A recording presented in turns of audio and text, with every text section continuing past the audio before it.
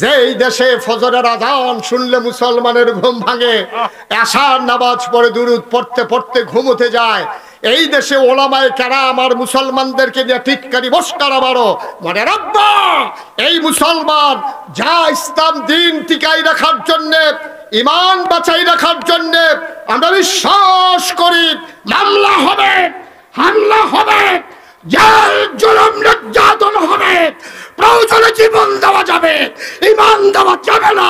রাজি আছো কিনা হাত তুলে দেখো।